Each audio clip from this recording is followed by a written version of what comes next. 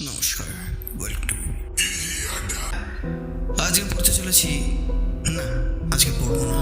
আজকে আপনাদের একটা গল্প বলবো, আমার নিজের বানানো গল্প, অফ দি ডোম, মানে সঙ্গে সঙ্গে বানানো, কোনো স্ক্রিপ্ট নেই, র। গড়িয়াহাটের মোড়ে রাত্রে দাঁড়াবেন না। রাজীব গড়িয়াহাটে অফিস থেকে বেরিয়ে দাঁড়িয়েছিল। চারিদিকে যতগুলো দোকান ছিল সব কটার হকার উঠে চলে গেছে। নীল পলেস্তেরা খসা কয়েকটা দেয়ালের পাশে কয়েকটা পুরনো ঠেলা গাড়ি পড়ে আছে, যেন মৃত্যুর শ্মশানপুরী। দূরে গাড়ি ঘোড়ার আওয়াজ, ঝিলমিলে গাড়ির আলো। চোখের কোণে দূরে দেখতে পেল একটা হকার বসে আছে। চারিদিক থেকে নিস্তব্ধতা এবং অদ্ভুত এক আলোড়ন সে অনুভব করছিল। দূরে গাড়ি ঘোড়ার আওয়াজ তার কানে বাজছিল, রাস্তায় হাওয়া মিঠেভাবে বইছিল। গায়ের মধ্যে এক শিহরণ অনুভব করে আস্তে আস্তে সেই ফ্যাকাশে হকারটির দিকে সে এগোতে থাকে। তার পায়ের বুটে মচমচে শব্দ করে সে যখন এগোচ্ছে, তখন তার চোখে পড়ছে দূরে সে হকারের সামনে রাখা কতকগুলো পুরনো বেশ দামি সেকেলে জিনিস। পয়সা না থাকার কারণে কোনোদিনই রাজীব অ্যান্টিক জিনিসপত্র কিনতে পারত না, তবে বহু গল্প, বহু কবিতা এবং বহু ফিল্মে সে এইসব কেনা দেখেছে। মনের কোনো এক মণিকোঠায় সে ভেবেছিল কোনো একদিন পয়সা যখন তার অনেক হবে, সে তখন এগুলো কিনবে। কিন্তু এখন সাউথের এক কামরা ঘরে থাকাকালীন এই স্বপ্নটা অলিক বলেই মনে হয়। হেঁটে হেঁটে যখন সে পৌঁছালো, তখন সেই ফ্যাকাশে মার্কা লোকটার চোখগুলোতে কেমন অদ্ভুত আলকাতরা ভাব। গায়ে একটা পুরনো হলদেটে হয়ে যাওয়া জামা পরে বসে রয়েছে। গলাটা কেমন খ্যাসখ্যাসে করে বলে উঠল, কিছু লাগবে নাকি? রাজীব বলল, হ্যাঁ, বেশ অনেক মাল তো রেখেছো। ये कौन सा चीज है? ये तो कभी नहीं देखा। বলে একটা আংটি হাতে তুলে নাড়ছিল। নাড়াচাড়া করতে করতেই সে দেখল আংটিটা বেশ দামি মনে হচ্ছে। একটু ঘষা মাজা করে নিলেই নতুন বলে চালানো যেতে পারে। এমনিও কাজের চাপ বড্ড বেশি, টাকা পয়সা যে খুব হচ্ছে তা না। এদিকে আগের দিন নেহাদার সাথে খুব বেশ কথা বলছিল। আজকাল জামা কাপড়ও একটু বেশি আয়রন করে পড়তে হয়, একটা ইমেজের ব্যাপার আছে। দরভঙ্গা গাঁও থেকে বেরিয়ে এসে রাজীব আজকে একটা ছোট্ট চাকরি করছে। কলকাতার বুকে দাঁড়িয়ে একটা ইমেজের কথা আছে। হাতে আংটিটা নাড়াচাড়া করতে করতে সে একটা অদ্ভুত গন্ধ পেল, কেমন ঘষ্টে যাওয়া পুরনো আয়রনের গন্ধ। লোহা যখন বৃষ্টির জলে রাস্ট খেতে খেতে একটা গন্ধ তৈরি করে, ঠিক সেই গন্ধটা। অদ্ভুত লাগছিল তার। সামনে রাখা প্রত্যেকটা জিনিস পুরনো হলেও বেশ পরিষ্কার, এবং কোনোটার মধ্যেই লোহার সেরকম কোনো জিনিস নেই। কয়েকটা ঘড়ি আছে, তবে সেগুলোর লোহা যথেষ্ট নতুন মনে হচ্ছে। তার থেকে এরম গন্ধ, জং পড়া গন্ধ আসার কথা না। লোকটা তার দিকে তাকিয়ে বলল, নেবেন নাকি বাবু? লোকটার গলার ভাব যেন একটু পাল্টে গেছে। সে বলল, हाँ ठीक है, ये पैक कर दीजिए। কত হলো? আমরা পয়সা নিই না বাবু, এসব জিনিস পয়সা দিয়ে কেনা যায় না। राजीव बोल, इसका मतलब की बोलते चाइছেন? मैं समझा नहीं, ठीक से बताइए। सी, मेरे पास बहुत ज्यादा पैसे नहीं है, पर आप जो भी बोलेंगे मैं थोड़ा बहुत नेगोशिएट करके जरूर दे दूंगा। वो बात नहीं है बाबूजी, আপনি নিয়ে যান। এই জিনিসের দাম হয় না, এই জিনিসের দাম সময় দিয়ে হয়। অদ্ভুত লাগলো রাজীবের। সময় দিয়ে হয়, এ আবার কি ধরনের দাম?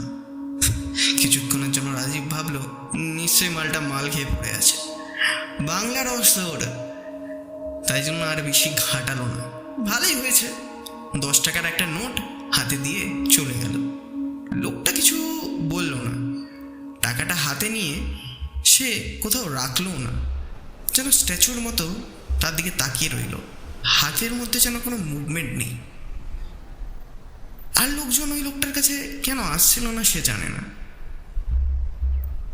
রাত বেশ হয়েছিল, প্রায় 11:45 মতো। বাড়ি বেশি দূর না, গড়িয়াহাট ক্রসিং থেকে একটা অটো ধরলেই পৌঁছে যাবে। প্রায় 15-20 মিনিটের মধ্যে সে বাড়ি পৌঁছে গেল। হাতে আংটিটা সে পরেই নিয়েছে, বেশ ভালোই লাগছে।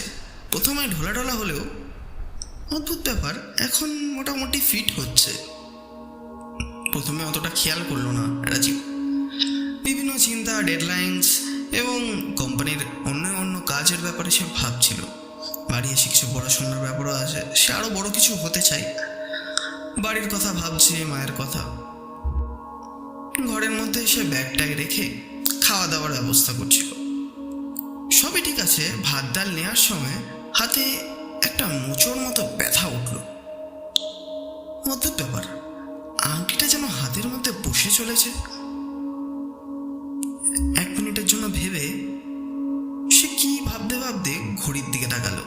ওয়াল ক্লকে দেখা 11:30। অদ্ভুত, সে তো 12:30 নাগাদ ঢুকেছে বাড়িতে। বাইরে একটু চা বিড়ি খেয়ে ঢুকলো, বেশ মনে আছে। ভাবলো ঘড়ির কাঁটা খারাপ হয়েছে ওয়াল ক্লকের, ব্যাটারি দিতে হবে। খাওয়া দাওয়া শেষ করলো, তারপর ফোনটা খুলে ভাবছিল ইউটিউবে কিছু দেখবে। অদ্ভুত, ফোনের মধ্যে দেখাচ্ছে তখন 11টা বাজে।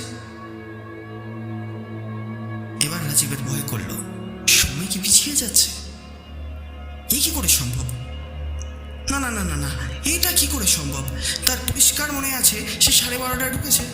হিসেব মতো এখন প্রায় 1টার কাছাকাছি বাজা উচিত। খাওয়া দাওয়া করে সবকিছু করে প্রায় 30 মিনিট তো লেগেছে। কিছু বুঝতে পারছিল না রাজীব। ঘড়ির কাঁটা যেন উল্টো ঘুরছে।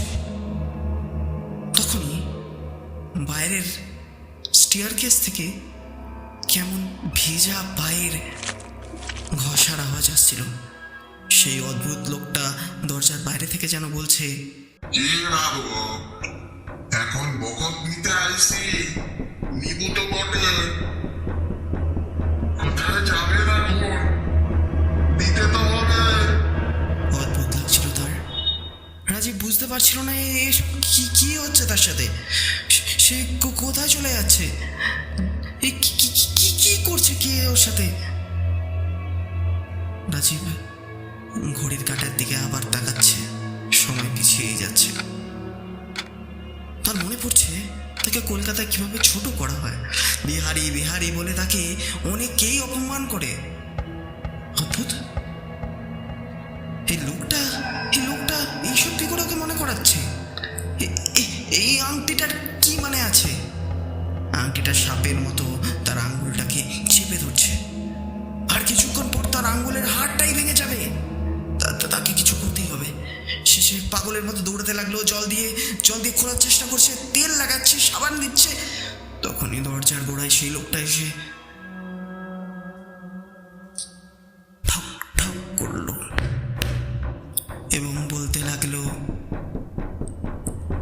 বাবু, ওয়াক্ত হয়ে এসেছে, সময় আমি নিয়ে যাব বাবু। আর কত দেরি করবেন? আপনার সময় হয়ে এসেছে। সে ওয়াল ক্লকের দিকে তাকালো, দেখলো তখন 10:30 বাজে। লোকটা আবার বলল, বাবু, 6টা বাজলেই কিন্তু সময় শেষ, মনে আছে বাবু?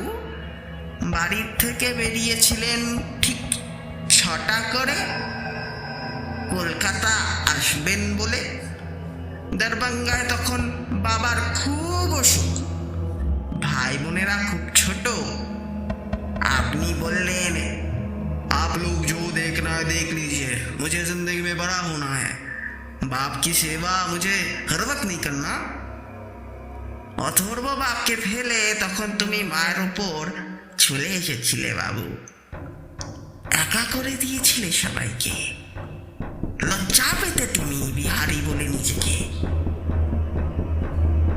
বুঝতে পারছো কিছু? पर इसका क्या मतलब है?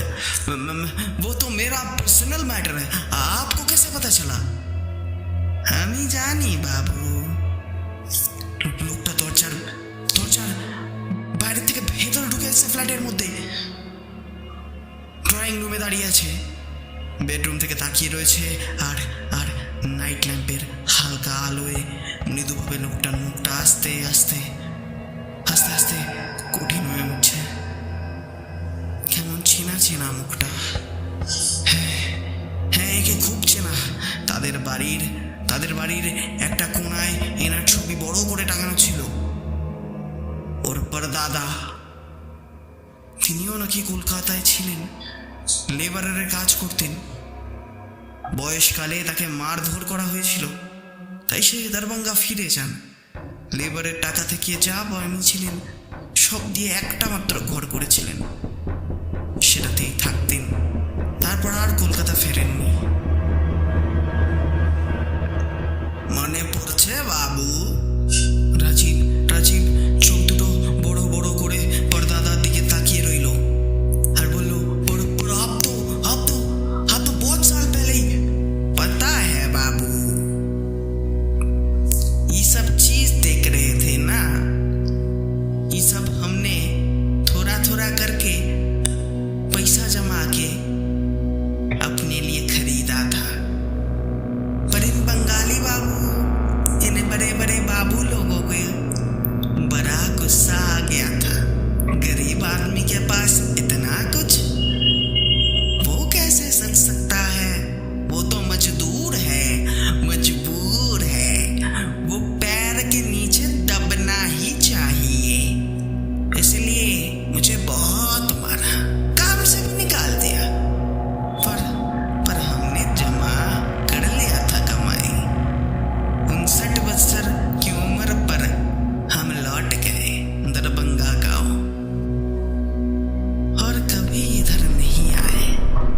आज भी बैठते हैं हॉकर बन के कि कभी कोई आके हमसे कुछ खरीदे तो उसे दिखाए कि कैसे दर्द बढ़ता है और इंसान को छोटा कर देता है। उसकी अपनी कमाई, उसकी अपनी रोटी, वो अपने लिए जो बचाए, उससे वो धीरे धीरे कैसे मर जाता है। ये समाज किसी का अपना नहीं होता। সবাইকে মেরে ফেলে বাবু, সবাইকে মেরে ফেলে। এরা ভাগ বিভাগ করে কাউকে শান্তিতে থাকতে দেয় না। ভেবেছিলাম তুমি মানুষ হবে, ভেবেছিলাম আমার ছেলেরা বুঝবে, কিন্তু বোঝে নাই। এরপর যা হবে তার জন্য প্রস্তুত থাকো।